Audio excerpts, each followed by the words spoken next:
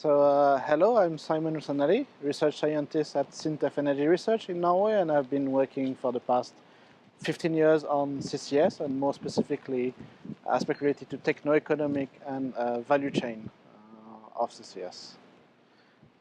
So I'm here visiting from Norway. As you likely know, CCS is an important part of development on more sustainable partly from the Norwegian side. There's been CCS taking place here since the 90s, and more is taking place now with building of the first cement plant to be equipped with CCS, which is going to start soon, and injection with the Northern Light facility.